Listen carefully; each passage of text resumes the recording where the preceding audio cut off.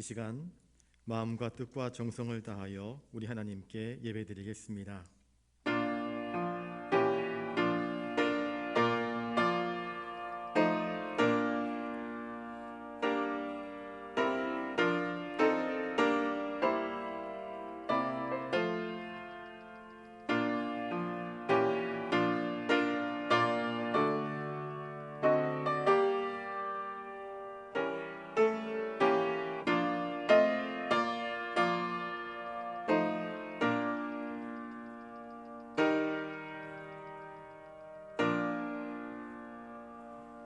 주의 은택으로 한 해를 관씌우시니 주의 길에는 기름방울이 떨어지며 들의 초장에도 떨어지니 작은 산들이 기쁨으로 띠를 띄었나이다. 초장은 양떼로 옷 입었고 골짜기는 곡식으로 덮였음에 그들이 다 즐거이 외치고 또 노래하나이다. 천지와 만물을 창조하신 아버지 하나님, 세상의 모든 복들이 하늘로부터 우리에게 부어지는 하나님의 은총인 것을 깨닫습니다. 이 시간 수요 기도회로 모여 하나님의 은총을 갈망하며 엎드려 경배하나이다. 주님의 이름에 합당한 찬송과 영광을 올려드릴 수 있도록 우리의 입술 위에 기름을 부어 주시옵소서. 우리의 찬송과 경배를 받아 주시옵소서. 이 모든 예배를 통하여서 주님 홀로 영광 받아 주시옵소서. 존귀하신 예수님의 이름으로 기원하옵나이다. 아멘. 찬송가 204장 부르신 후에 장현진 권사님 기도하시겠습니다.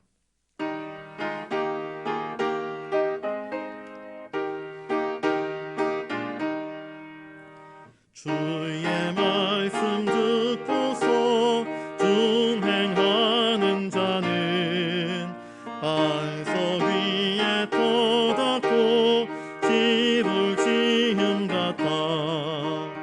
비가 오고 물 나며 바람 부딪혀도 반석 위에 세운 집 무너지지 않네. 잘 짓고 잘 짓세, 우리 집 잘 짓세. 만세 반석 위에다 우리 집 잘 짓세.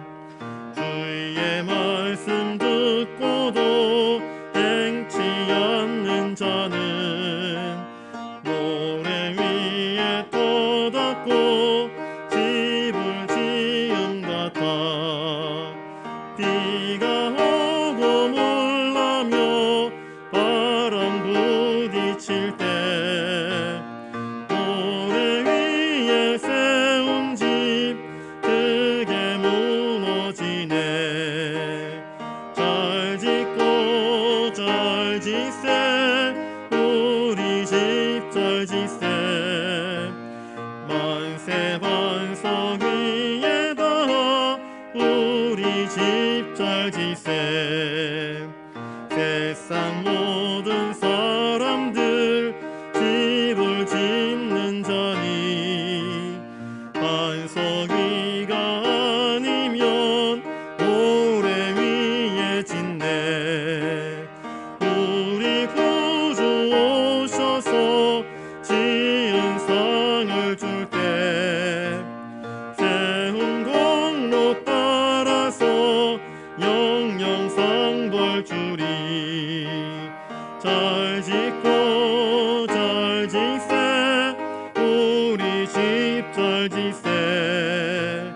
만세 반석 위에다 우리 집 잘 짓세.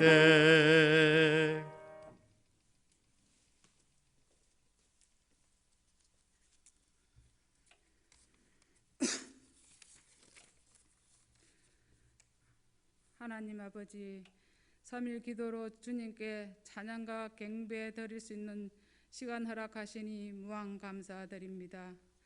주님의 도움 없이는 아무것도 할 수 없는 연약함과 부족함을 고백합니다. 용서하여 주옵소서. 하나님 뜻을 구합니다. 도와주옵소서. 이 시간에도 코로나로 인하여 온 세상이 암흑 같은 상황들이 내일을 기약할 수 없을 정도로 막막하고 어려움이 연속적으로 이어져 있는 이때 주님만 의지할 수 있도록 큰 믿음 주옵소서. 하나님 나라가 속히 임하여 살아계신 주님을 믿지 않는 자들에게도 소망이 될 수 있도록 긍휼히 여겨 주옵소서. 교회를 세우시고 믿는 자들로 인하여 세상을 향해 기도의 사명을 주셨는데 나태한 자리에서 세상 사람들과 똑같이 근심 걱정만 하고 있지는 않는지 우리들을 다시 한번 복음의 사명자들로 하나님 뜻을 감당할 수 있도록 도와주옵소서. 지금의 어려운 상황들이 하루속히 회복되어 교회들이 회복되고 교회 각 기관들이 회복되며 많은 수고를 하고 계시는 어르신들 우리 한 사람 한 사람이 방역에 참여하는 것이 시대적 사명이라 생각됩니다. 아버지여 만물을 통치하여 주옵소서. 이 시간 최초의 언약이란 하나님 말씀을 대언할 목사님 거친 권능으로 붙들어 주시고 양떼들을 잘 이끌어 갈 수 있도록 건강 주시며 성령으로 선포되는 주의 말씀이 듣는 이들에게는 하늘의 소망으로 채워 주옵소서. 처음 시간입니다. 마칠 때까지 악한 영으로부터 지켜주시리라 믿으며 예수님 이름 받들어 감사하며 기도드리옵나이다. 아멘.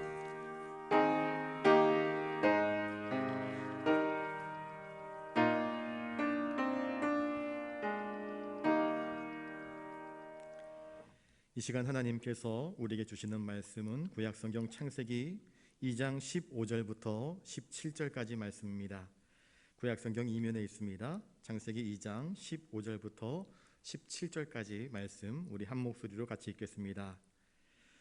여호와 하나님이 그 사람을 이끌어 에덴 동산에 두어 그것을 경작하며 지키게 하시고 여호와 하나님이 그 사람에게 명하여 이르시되 동산 각종 나무의 열매는 내가 임의로 먹되 선악을 알게 하는 나무의 열매는 먹지 말라. 내가 먹는 날에는 반드시 죽으리라 하시니라. 아멘. 이 시간 옆에 분들과 인사를 나누겠습니다. 하나님의 사람으로 삽시다. 하나님이 우리를 지으신 그 목적대로 서로 사랑하며 서로를 섬기며 거룩한 삶을 살아갈 수 있는 저와 여러분 되시기를 주님의 이름으로 축복합니다. 우리 15절 말씀을 다시 한번 읽어보겠습니다. 15절입니다. 시작. 여호와 하나님이 그 사람을 이끌어 에덴 동산에 두어 그것을 경작하며 지키게 하시고.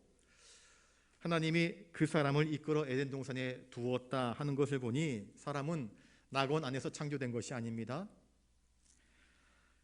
하나님은 사람을 지으신 이후에 인간이 살 수 있도록 에덴 동산을 또 예비해 놓으셨습니다. 그리고 하나님이 그 사람을 이끌어 에덴 동산 가운데로 두셨습니다. 사람은 낙원의 흙으로 지어진 것이 아닙니다. 낙원 밖에 있는 흙으로 지어진 것입니다. 사람은 그 에덴 동산의 주인이 아니었습니다. 하나님이 그에게 경작할 수 있도록 허용해 주신 것입니다. 그러니 사람에게는 에덴 동산의 그 어떤 권리도 있지 않습니다.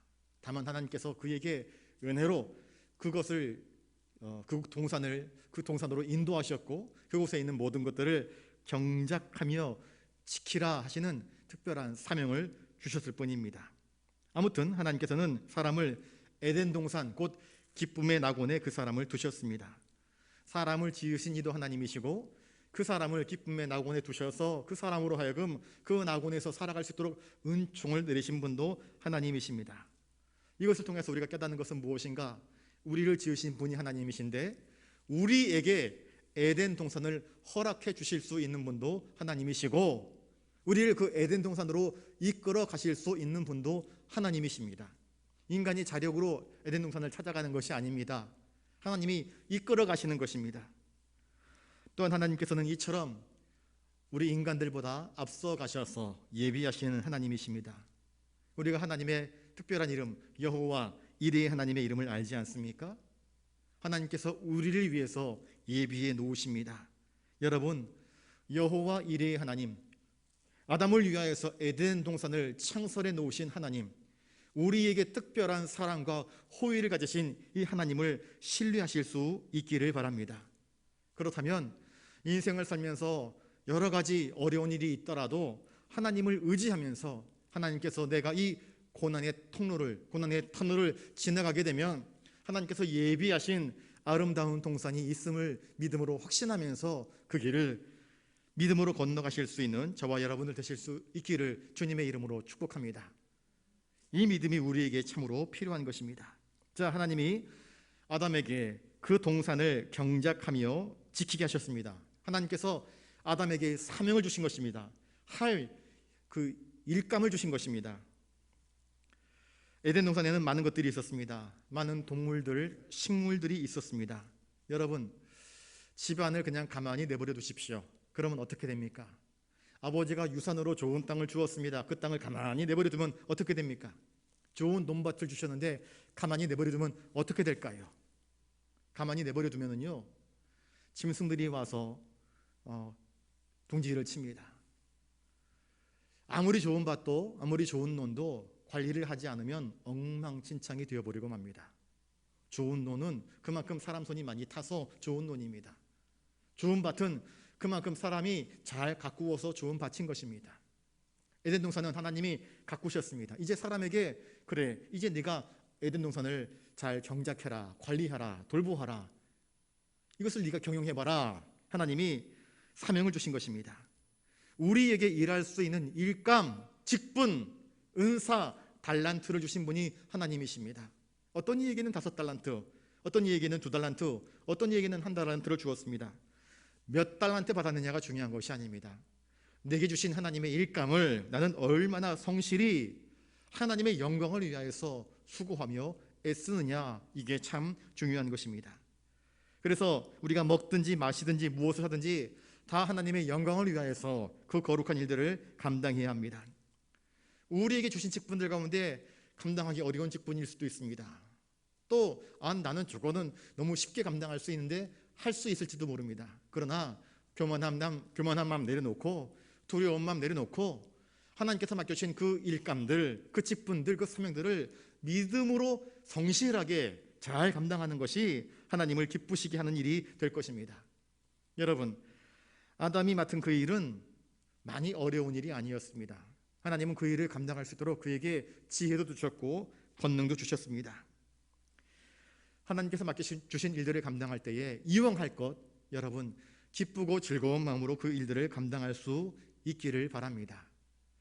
기뻐하면서 일을 감당하면요, 일의 능률이 오릅니다. 그런데 마지못해서 억지로 그 일을 감당하게 되면 일의 능률이 안 오릅니다. 일하다가 지쳐버리면 내일 하지 뭐, 미루게 됩니다. 게으름이 점점 쌓이기 시작하면 일이 진척이 안 되고 나중에 큰 하나님의 진노와 책망을 받을 수밖에 없는 상황이 펼쳐지게 되는 것입니다. 그러니 우리에게 주어진 일들 첫 단추부터 잘 꿰어서 성실하게 근면하게 이왕 하는 거 기뻐하면서 즐거우면서 잘 감당해 나가야 할 것입니다. 아무튼 하나님은 아담에게 이 에덴 동산을 잘 관리하라 특별한 사명을 맡겨주셨습니다. 모든 피조물들 중에서 하나님은 사람을 특별한 존재로 만드셨습니다. 하나님의 형상대로 만드셨습니다. 그 코에 생기를 불어넣어 주심으로 말미암아 하나님의 권위를 그 위에 덧입혀 주셨습니다. 그리고 이 모든 것들을 감당하여서 잘 보살피라 하였습니다. 낙원이라고 해서 아무 일도 하지 않고 피둥피둥 살만 찌고 그저 탱자 놀기만 해서 되는 곳이 아닙니다. 파라다이스, 낙원이라고 하는 에덴 동산에서 하나님은 아담에게 일감을 맡기셨다는 것이 우리에게 상징하는 바가 큰 것입니다. 우리의 영혼을 주신 분, 우리에게 몸을 주신 하나님께서 일하라 우리에게 말씀하시는 것입니다. 아직 죄가 들어오기 이전에 에덴 동산에서 아담은 일했습니다. 어떤 일을 했을까요? 나중에 보시면 알겠지만 동산 안에 있는 모든 것들의 이름을 짓는 일을 먼저 시작합니다. 이름을 지어준다 하는 것은요, 관계를 맺어가는 것입니다. 하나하나의 관계를 맺어가는 것입니다. 여러분, 길을 지나다니면서 한번 보십시오. 길가에 있는 은행나무에 여러분들 이름 지어줍니까? 이름 지어주신 적 혹시 있으십니까? 지나가다가 여기 당리역 앞에 보면은요, 은행나무들이 쭉 있습니다. 이 나무는 무슨 이름, 이 나무는 무슨 이름, 혹시 이름 지어줘 보신 분 계십니까? 아마 아무도 없을 거예요. 그런데 유치원 아이들은요, 간혹 가다가 나무에다가 이름을 부여합니다. 아이들은 의미를 부여하는 걸 굉장히 좋아하더라고요. 자기 집에 있는 인형 하나 가지고 의미를 부여합니다. 어떤 이름을 부여합니다. 이름을 부여한다는 것은요, 나에게 어떤 의미가 있다는 것을 뜻하는 것입니다. 하나님은 아담에게 동산에 있는 모든 것들의 이름을 부여하는 그러한 은총을 주셨습니다. 관계를 맺는 것입니다. 자연이 그냥 자연이 아닙니다. 그 속에 하나하나 하나님과 사람과 자연 속에 어떤 공생의 관계를 이루면서 그 의미를 부여함으로, 의미를 부여하는 것이란 무엇인가? 눈길이 가는 것이고, 눈길이 가는 것이 무엇인가? 손길이 가는 것이고, 손길이 가는 것이 무엇인가? 사랑이 가는 것입니다. 섬세한 돌봄이 가는 것입니다. 이름을 불러주는 일들을 감당케 하십니다. 그리고 그것들을 경작하며 잘 지키게 하셨습니다. 관리하게 하셨던 것입니다. 기독교는요, 성실과 정직을 굉장히 강조합니다. 데살로니가 후서 3장 10절에 누구든지 일하기 싫거든 먹지도 말라, 그렇게 말씀하고 있습니다. 가나안 농군 학교를 지은 가나안 농군 학교를 창설한 그분의 아들 이름이 아들이 쓴 책이 있는데요, 일하기 싫거든 먹지도 말라 하는 책을 썼더라고요. 하나님은 우리에게 일하라 그렇게 말씀하십니다. 하나님이 일하시니 우리 주님도 이 땅에 오셔서 부지런히 사역하셨습니다. 잠시 쉰 적이 없으십니다. 자기를 위하여서, 자기의 쾌락을 위하여서 주님은 단 한순간도 쉬지 않으셨습니다. 주님은 이 세상에 오셔서 부지런히 하나님의 일들을 감당하셨습니다. 우리를 구원하는 그 일들을 감당하신 것입니다. 그리고 그 일을 우리 주님은 기쁘게 감당하셨습니다. 우리 16절 말씀을 같이 한번 읽어보겠습니다. 16절입니다. 시작. 여호와 하나님이 그 사람에게 명하여 이르시되 동산 각종 나무의 열매는 내가 임의로 먹되. 앞에서는 하나님께서 천지를 창조하신, 또 우리 인간을 지으신 창조주 하나님으로서의 모습을 자주 보여주었습니다. 그런데 오늘 이 본문에서는 하나님께서 그 지은 사람에게 명령하시면서 말씀을 걸어오시는 장면이 나타나고 있습니다. 하나님과 사람 사이에 최초의 언약을 맺는 장면이 본문에 나타나고 있습니다. 무엇이라 말씀하고 계십니까? 동산 각종 나무의 열매는 내가 임의로 먹을 수 있다. 하나님께서 자유의 규정을 허락해 주시고 있습니다. 동산에 있는 모든 것들을 네가 어떻게 관리하고 다스리고, 네가 먹을 수 있는 것과 먹지 말아야 될 것에 대한 어떤 구분을 지어주고 계시는 것입니다. 하나님께서 맨 처음 사람과 맺은 첫 번째 언약이었던 것입니다. 자, 이것은 보면은요, 진화론자들은 무엇을 이야기하는가? 단세포, 다세포, 그 다음에 다세포 생물이 점점 발전을 해서 어떤 뭐 물고기가 되기도 하고, 뭐 악어가 되기도 하고, 개구리가 되기도 하고, 점점 발전해서 팔다리가 이제는 발달해가지고 서게 되고 유인원이 되고 사람이 된다, 그런 이야기 하지 않습니까? 그러니까 지적인 능력이 굉장히 전능한 생물체에서부터 고등한 생물체로 발전했다, 진화했다, 그렇게 이야기를 합니다. 그런데 창세기에서는 뭐라고 이야기하는가? 하나님이 만드신 사람이 하나님의 음성을 알아들을 수 있었습니다. 여러분, 아메바에게, 그 원형질 세포동물에게 여러분 이야기해 보십시오. 반응합니까? 반응 못합니다. 그런데 사람은 그런 원형질 동물이 아니었습니다. 하나님의 형상대로 지음받은 자이기 때문에 진화론자의 주장과는 전혀 다른 모습을 우리에게 보여주고 있습니다. 이 말은 아담이 하나님의 말씀을 이해할 수 있는 것입니다. 아담이 학교를 다녔습니까? 어떤 언어를 배웠습니까? 그런데 아담은 그 지음받은 순간부터 하나님과 교제하고 하나님과 대화하고 하나님이 말씀하시는 뜻이 무엇인지를 인지할 수 있는 지적인 능력을 가진 존재임을 우리가 알 수 있는 것입니다. 소리로서 상대방이 하시는 말씀의 뜻이 무엇인지를 분별력 있게 이해할 수 있는 그러한 이해력이 아담에게 있었기 때문에 이 창세기의 이야기를 가만히 들여다보면 진화론자들의 주장하는 이야기들과 너무나 상반되는 이야기를 많이 합니다.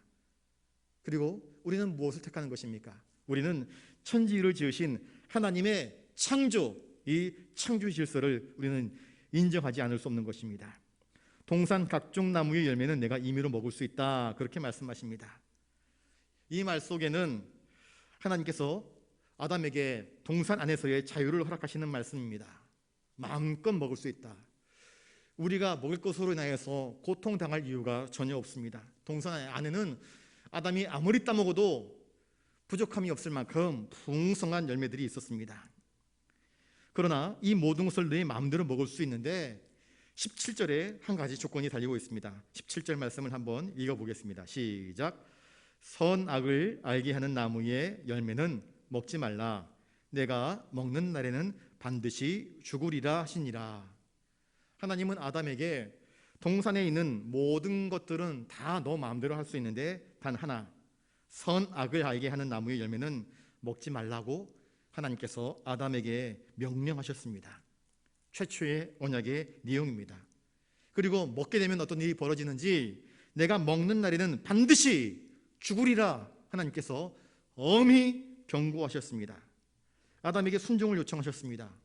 하나님이 말씀하시는, 아담을 창조하신, 그래서 아담에게 당신의 형상대로 그를 지으신, 그리고 그 코에 생기를 불어넣으신 아버지 하나님께서 아담의 두 눈을 똑바로 바라보면서 아담에게 명령하신 것입니다. 언약을 맺으신 것입니다. 너와 나 사이의 언약이다.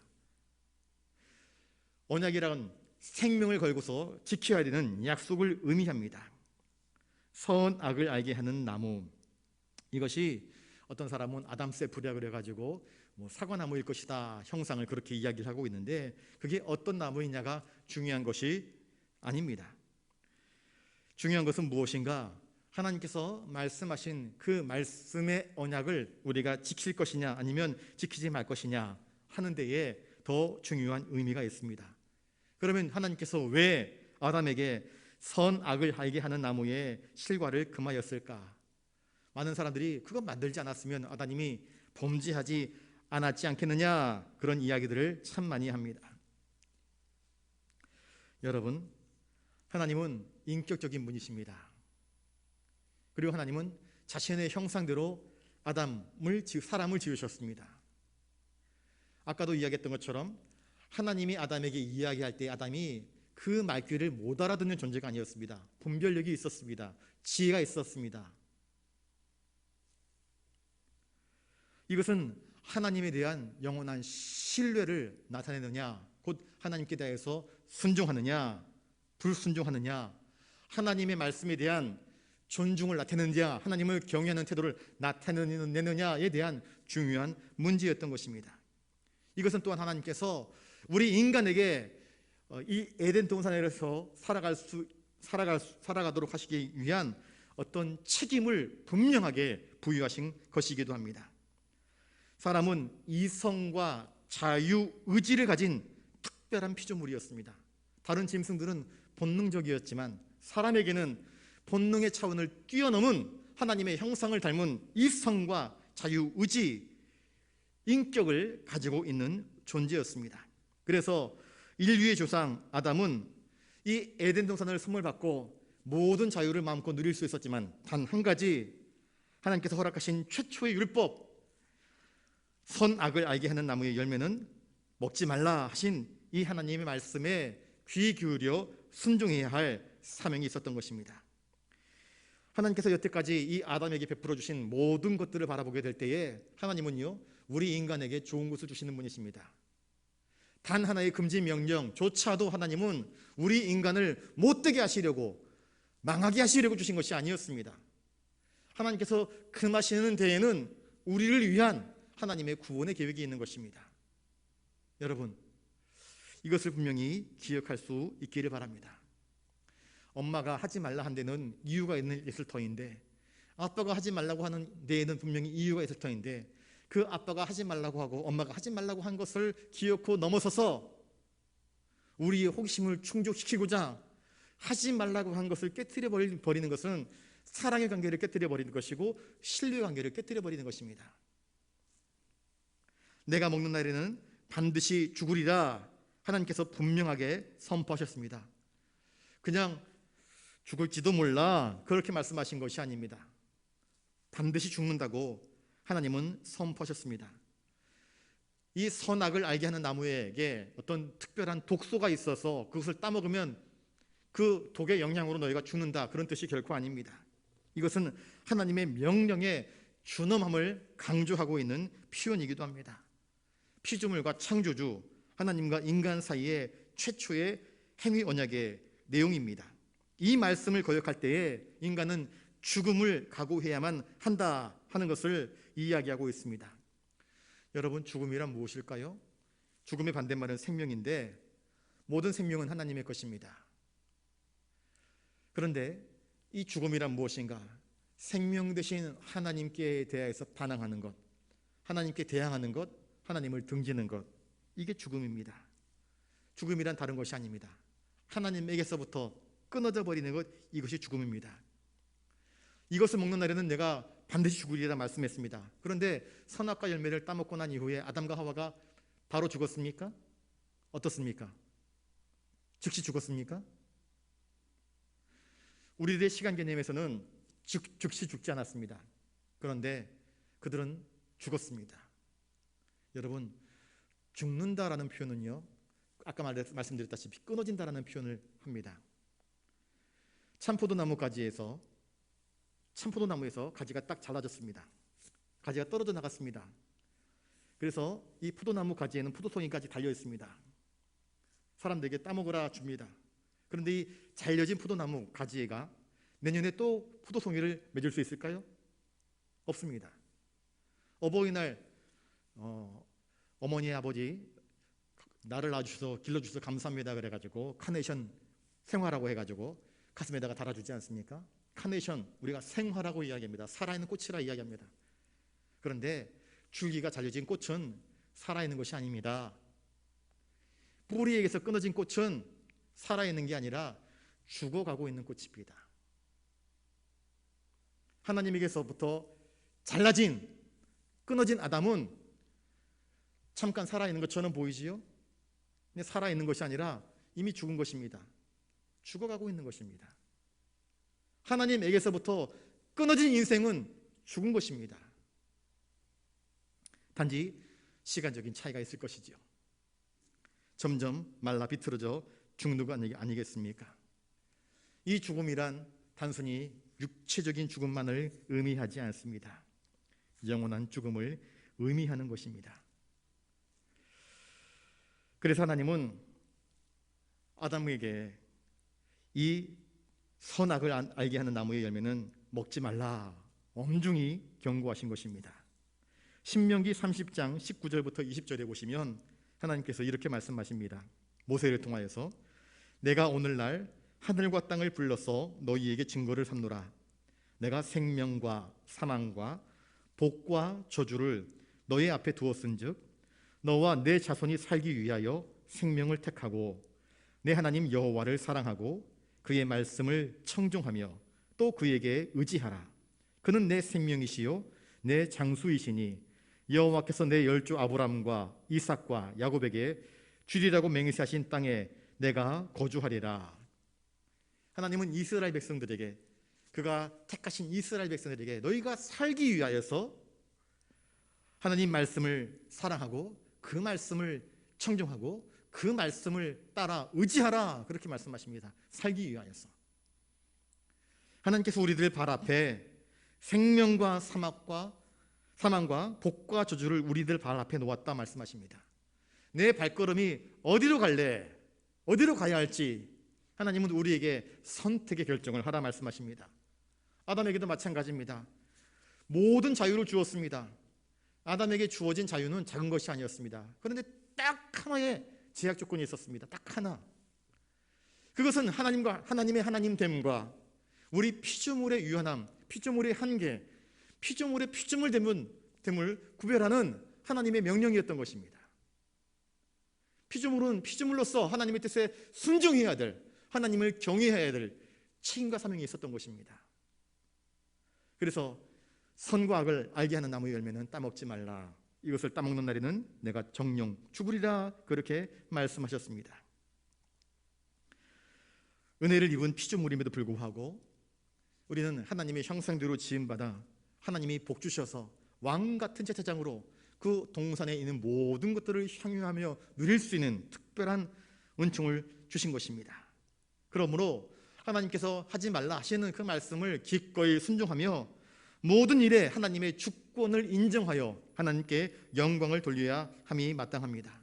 그런데 아담은 그 단 하나의 계명조차도 올바르게 지키지 못했던 모습을 우리에게 보여주고 있습니다. 이것이 어찌 아담 한 사람만의 문제이겠습니까? 인간은 만물의 영장이라 하는 별명을 가지고 있습니다. 그래서 자연세계 속의 모든 지음받은 피조물들의 왕인 것처럼 인생을 살아갑니다.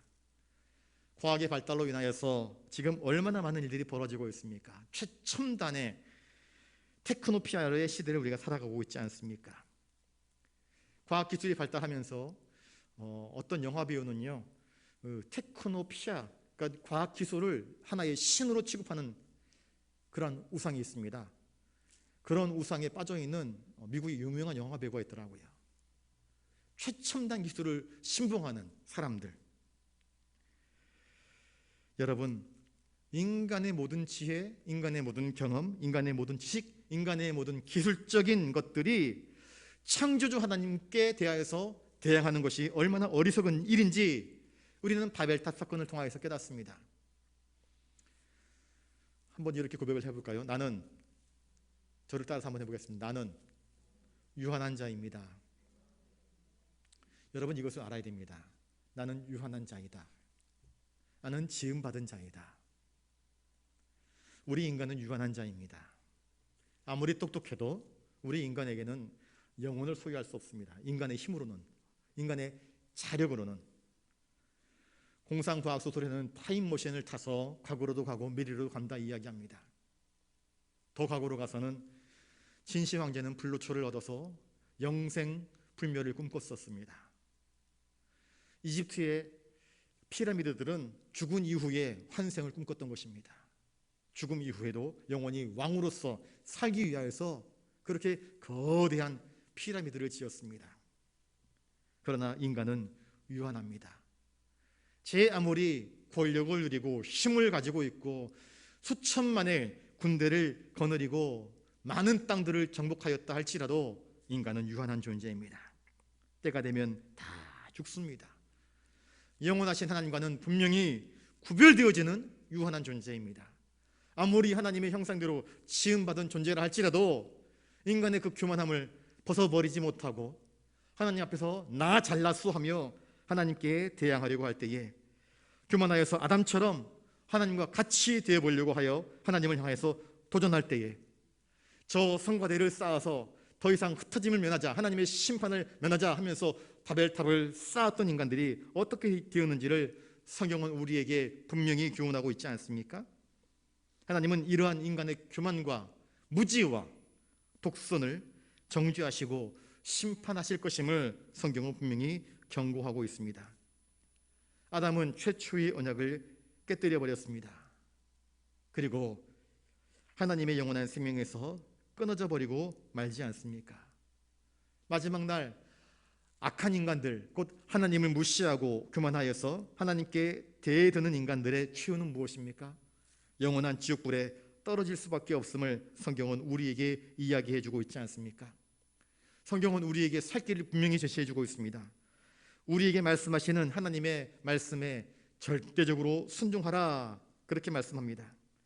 아담은 하나님 말씀에 불순종함으로 말미암아 에덴 동산, 기쁨의 동산, 낙원, 파라다이스에서 추방되어져 버리고 말았습니다. 이것은 우리 인간들에게 참으로 많은 것들을 이야기해 주고 있습니다. 창조주이신 하나님을 의지하지 않고 자기 멋대로, 자기 독선으로, 자기 고집대로 하나님께서 주신 그 자유와 그 분별력과 의지를 가지고 하나님께 대항하려고 하는 것이 얼마나 큰 죄인지를 우리에게 이야기해 주고 있습니다. 우리 인간은 의존적인 존재로 지음받았습니다. 인간은 어려서 부모님을 의지하고 살아갈 수밖에 없습니다. 아내를 의지하고 남편을 의지하고 친구를 의지합니다. 이웃을 의지합니다. 로빈슨 크루소처럼 무인도에서 혼자 살아가는 것이 얼마나 고독하고 외로운 삶인지 우리는 알지 않습니까?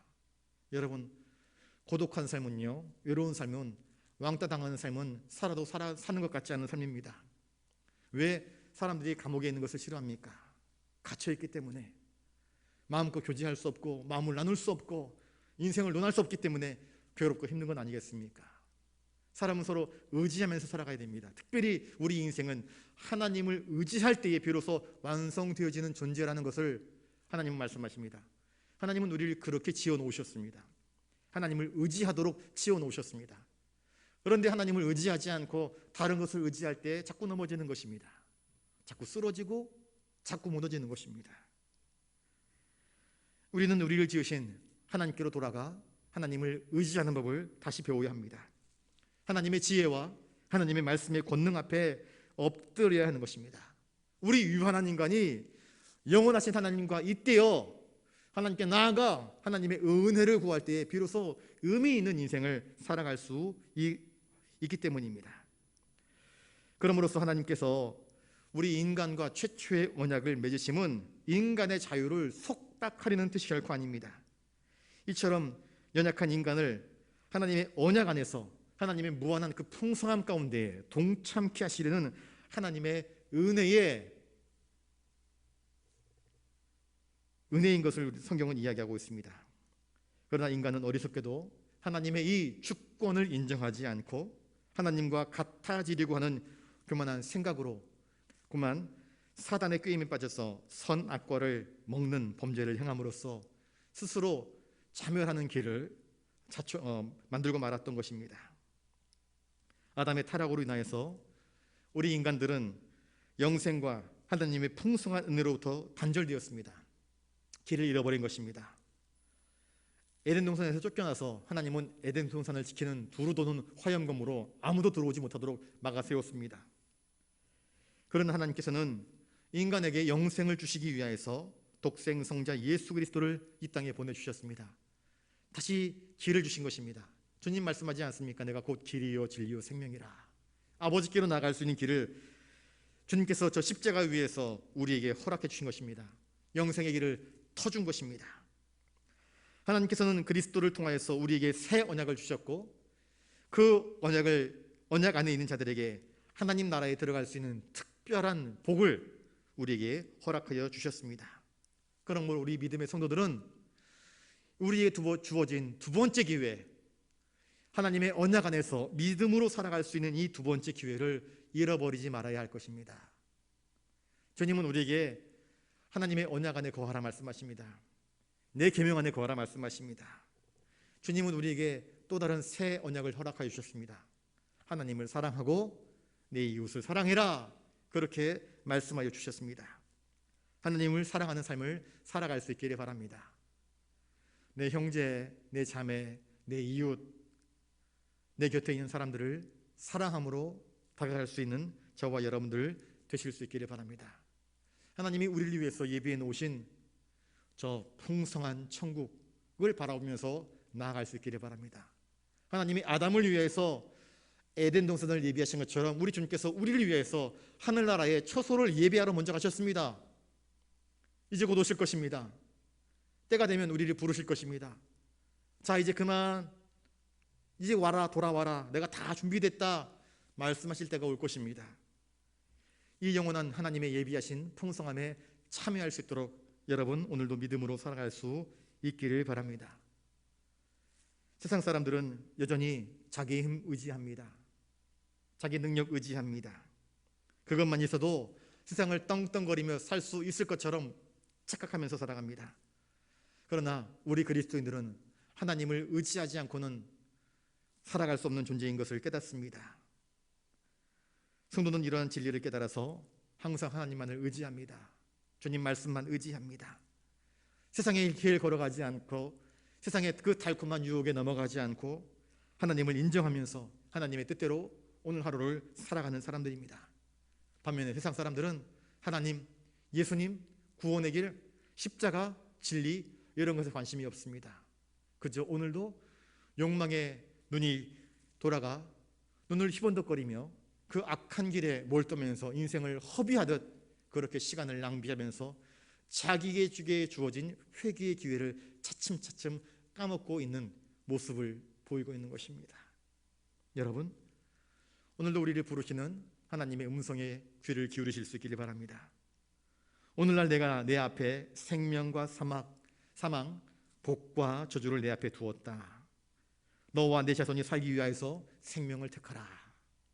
내 하나님 여호와를 사랑하고 그 말씀을 청종하여 그에게 의지하라.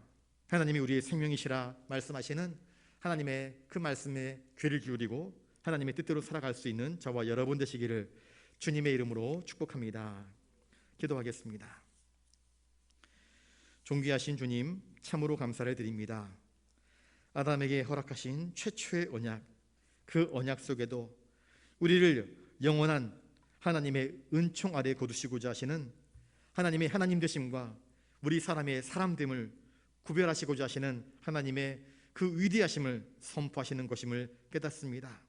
주님, 우리는 하나님의 권능으로 지음받은 유한한 인생들임을 깨닫게 하여 주시옵시고, 나를 창조하시고 나를 구원하시기 위하여서 독생 성자 예수 그리스도를 보내신 하나님의 사랑을 깨달아 알아 우리에게 두 번째 기회를 허락하신 그 주님의 음성에 귀를 기울이며 믿음으로 경건함으로 말씀 따라 살아갈 수 있는 우리 모두가 되게 하여 주시옵소서. 감사를 드리오며 존귀하신 예수님 이름으로 기도드리옵나이다. 아멘. 206장 찬양하시겠습니다.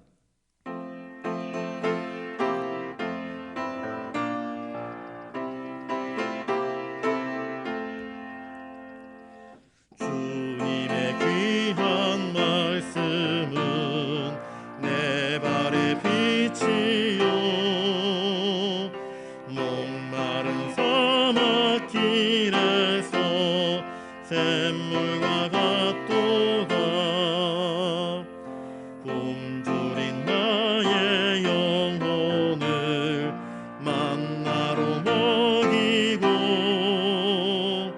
내 갈 길 밝게 비추니 그 말씀 귀하다. 낮에는 부른 기둥과 밤에는 불기둥 주 백성 앞에 나타나 인도해 주시네. 하늘의 깊은 지혜를 깨닫게 하시고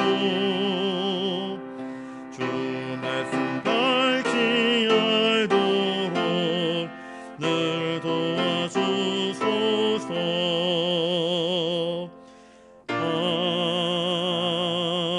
아멘. 날씨가 갑자기 추워졌습니다.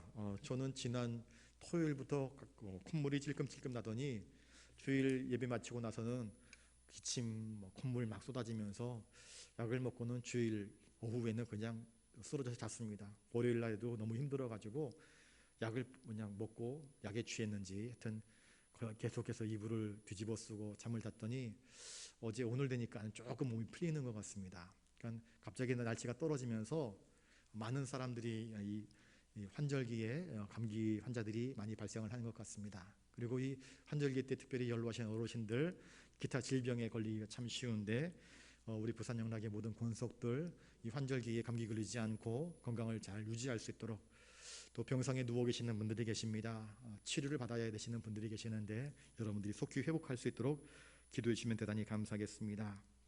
오늘 말씀을 기억하시면서 나는 유한한 존재라는 것을 여러분들 기억하시고, 우리가 의지해야 될 분은 하나님밖에 없습니다. 돈도 소용없고요, 권력도 소용없습니다. 때가 되어서 하나님이 우리를 부르시는 그날에 우리가 가지고 갈 수 있는 것은요, 믿음밖에 없습니다. 믿음밖에 가지고 갈 수 있는 게 없습니다. 또 우리가 자랑할 수 있는 것이 무엇입니까? 우리가 자랑할 수 있는 것은요, 하나님, 내가 믿음으로 구원한 사람, 저 사람입니다. 여러분, 우리가 하나님 앞에 자랑할 수 있는 것은 우리가 기도할 때 응답받은 것, 그것밖에 자랑할 게 없습니다. 우리가 기도로 전도한 사람들, 그것만이 하나님께서 기뻐하시는 아름다운 자랑거리가 될 것입니다. 여러분, 하나님 앞에서 나아갈 때에 자랑거리가 많을 수 있도록 기도하실 수 있기를 바랍니다. 이 시간에 우리의 생각, 우리의 고집, 내가 내세웠던 삶의 원칙과 기준들을 다 내려놓고 우리의 삶의 원칙이 오직 말씀 되게 하시고 우리의 삶의 기준이 오직 예수 그리스도가 되게 해달라고, 그래서 하나님의 선하시고 온전하신 뜻이 무엇인지 분별하면서 하나님의 뜻에 합당한 삶을 살아 하나님께 영광 돌리는 우리 부산영락교회 믿음의 권속들 되게 해달라고 기도해 주시길 바라고요. 이제 11월 중순부터는 아마 위드 코로나가 될 것이다 그렇게 말씀을 하고 있는데, 그건 또 지나가 봐야 알 수 있는 것 같고요. 아무튼 속히 이 일상이 회복될 수 있도록 여러분들 기도해 주시고, 우리 교회에서 11월 첫째 주 또 둘째 주에 항존직 선거 있습니다. 장로 3분, 안수집사 3분, 권사 3분 일꾼 세우는 일이 있는데, 예수님께서 이 땅에 오셔서 중점적으로 하신 사역이 복음을 증거하는 것이었고 또 십자가를 지시는 것이었는데, 최후에 남겨준 것이 무엇인가? 바로 사람을 남겨두셨습니다. 사람을 남겨두는 것, 일꾼을 세워두는 것, 주님이 떠나가시고 난 이후에 주님 대신하여서 복음을 전할 일꾼 세워놓는 것, 이거 주님이 주력으로 일하셨던 그 내용이었습니다. 12제자를 길러낸 것, 그들을 통해서 복음이 증거되도록 하신 것입니다. 한국교회 해야 할 일이 무엇인가? 우리 교회가 앞으로 해야 할 일이 무엇인가? 사람을 세우는 것이다. 사람을 세우는 것, 믿음의 사람을 세우는 것, 주님의 일을 할 수 있는 사람을 세우는 것, 주님이 기뻐하시는 일을 하는 사람을 세우는 것, 이게 우리 한국교회가 세워야 할 목표이고, 우리 다음 세대에도 하나님의 사람으로 일할 수 있는 믿음의 다니엘, 믿음의 다윗, 믿음의 사람들을 세워놓는 것, 이게 우리가 앞으로 해야 할 일이 아닌가 싶습니다. 건물 세워놓으면 뭐합니까? 100년 지나면 다 무너질 거. 사람을 세우는 것이 참 중요하다. 우리 교회의 학교를 위해서 여러분들 기도해 주시고, 여러분 자신을 위해서도 기도해 주시고, 여러분 자녀들을 위해서 기도해 주시기 바랍니다. 하나님의 사람으로 세워지는 가정이 되게 해달라고 여러분들 기도해 주시면 감사하겠습니다. 지금 대선 주자들 이 TV에서 각종 매스컴에서 여러 가지 많은 이야기들이 오고 가고 있는데, 기도하시면서 여러분 어떤 지역 감정, 어떤 그런 거 따지지 마시고요, 기도하면서 여러분들 하나님의 뜻을 물으시고 다음 선거 때에는요 하나님의 뜻대로 일꾼들을 세워나가실 수 있기를 바랍니다.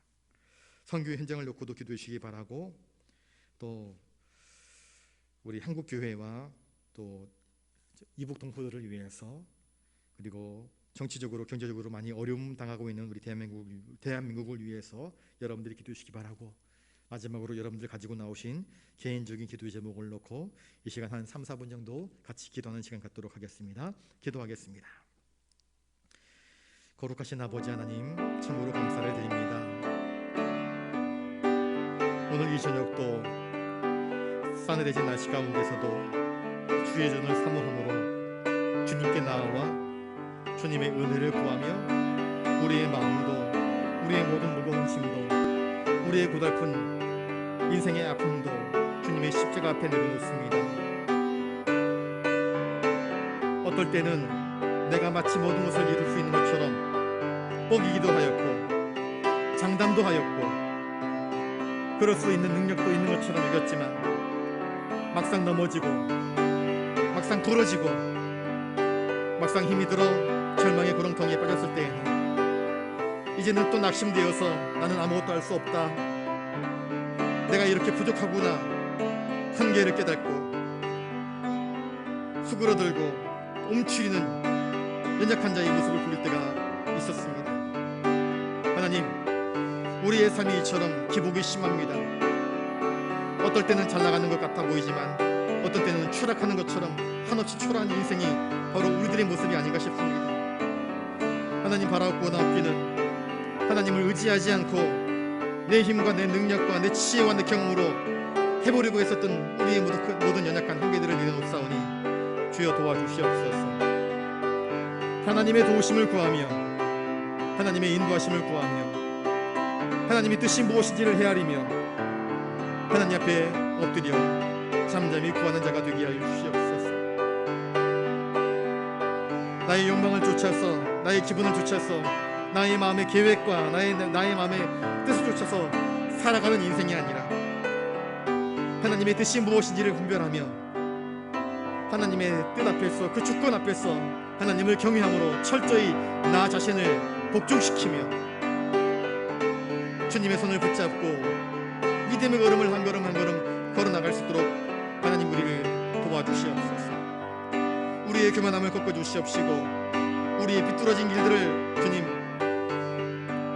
쳐서라도 온전히 회복시켜 주시옵소서. 주님, 부산 영락에 속한 믿음의 권속들, 또 갑자기 추워진 날씨 가운데 환절기에 건강을 잃고 감기와 몸살로 또 육신의 연약함으로 병상에 누워 계신 분들 계십니다. 한 분 한 분을 어루만져 주시옵소서.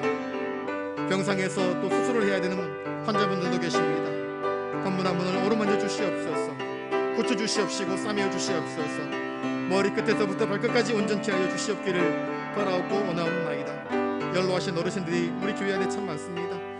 하나님, 함께 나와 예배를 드리고 싶고 함께 나와 찬양하고 싶은데 육신의 연약함으로 말미암아 이 자리에 함께 있지 못하는 우리 안타까운 어르신들의 건강을 주님께서 붙잡아 주시옵소서. 속히 건강을 회복하여서 우리와 한 가지로 주님께 나와 예배하며 기뻐하며 감사의 찬송을 드릴 수 있도록 도와주시옵소서. 하나님이 우리를 부르시는 그날까지 우리에게 맡겨진 사명에 충성하며 교회에서 우리에게 주어진 직분을 잘 감당하며 하나님께 영광을 드릴 수 있도록 도와주시옵소서. 하나님, 사랑하는 우리 자녀들, 우리의 다음 세대들 기억하여 주시옵소서.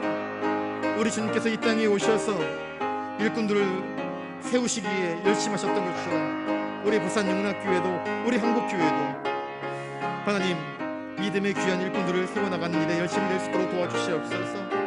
이제 11월 첫째 주 둘째 주에 항준지 선거를 앞두고 있습니다. 장로 3명, 안수집사 3명, 권사 3명을 세우는 일이 있습니다. 주님, 기도하는 일꾼들이 세워지게 하여 주시옵소서. 충성하는 일꾼들이 세워지게 하여 주시옵소서. 하나님을 사랑하는 일꾼들이 세워지게 하여 주시옵소서. 그리고 그 일꾼들이 하나님께 헌신함으로 하나님께 영광 돌리는 그런 믿음의 일꾼들이 되게 하여 주시옵소서.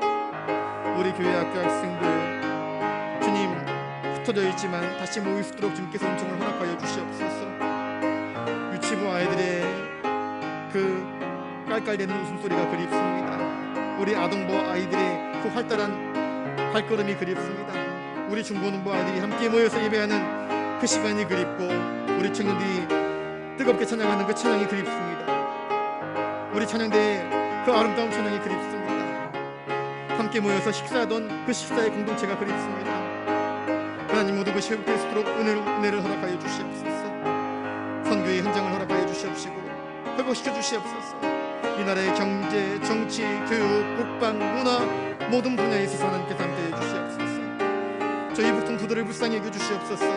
그래서 남과 북이 하나님의 은혜로 평화로운 통일이 이루어질 수 있도록 도와주시옵소서. 하나님, 오늘도 이 저녁에 여러 가지 기도의 제목들을 가지고 나왔습니다. 우리의 삶의 아픔, 우리의 인생의 연약함으로 하나님을 의지할 수밖에 없는 인생의 한계들을 깨닫고 모든 무거운 짐을 주님의 십자가 앞에 내려놓습니다. 우리의 가슴을 두드리며 하나님께 우리의 소원과 간구를 아뢰을 때에 주님 들으시고 응답하여 주시옵소서. 우리는 연약하지만 하나님은 전능하시기에 우리의 연약한 간구 속에 전능하신 하나님의 응답하심으로 말미암아 보이지 않던 길이 열리고 풀리지 않던 문제가 풀리고 해결할 수 없었던 그 수많은 문제들이 하나님의 은혜와 도심의 역사로 해결되는 은총을 허락하여 주시옵소서. 주여, 오늘도 주님만을 의지합니다. 주님밖에 나의 도움이 없사오니 주여 우리를 불쌍히 여기셔서 우리에게 구원과 은총을 허락하여 주시옵소서. 주여 도와주시옵소서.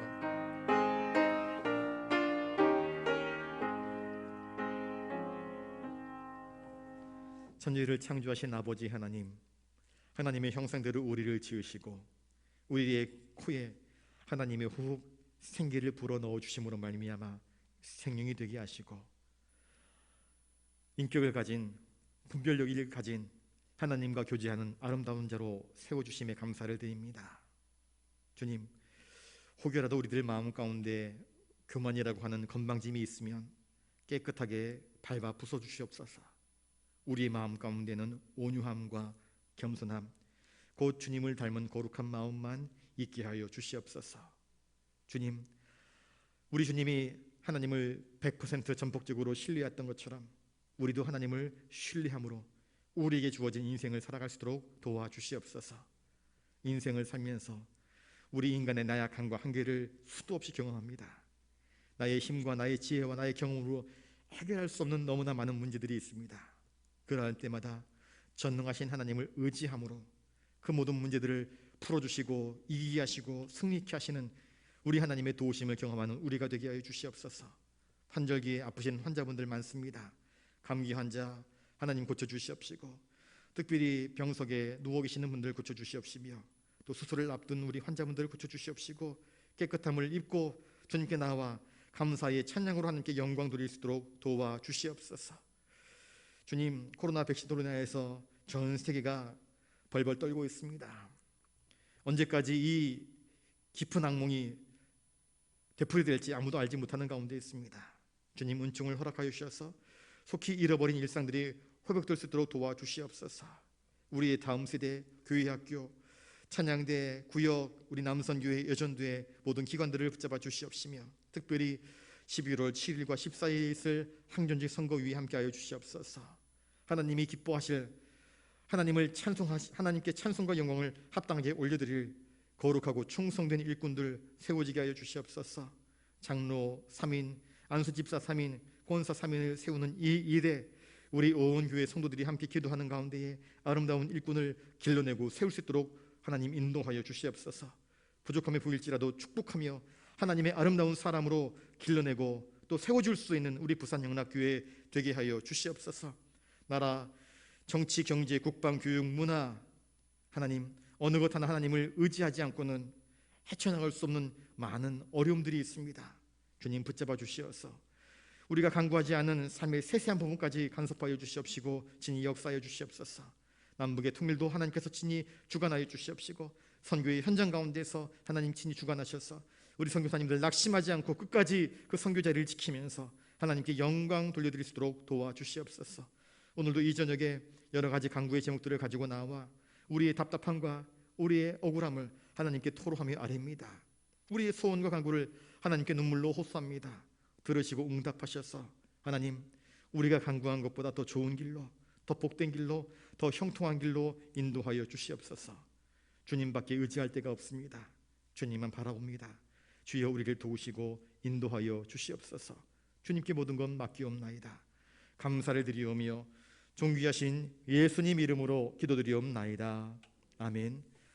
이제는 우리 구주 예수 그리스도의 은혜와 하늘 아버지의 놀라우신 사랑하심과 성령님의 감동 감화 역사 교통하심이 언제나 우리에게 가장 좋은 것을 주시는 하나님이심을 믿고 그 전능하신 하나님을 전적으로 의지하기를 다짐하는 사랑하는 부산영락교회 모든 믿음의 권속들, 영상예배에 참여하는 모든 성도들 머리 위에 이제로부터 영원토록 함께 하옵시기를 간절히 축원하옵나이다. 아멘.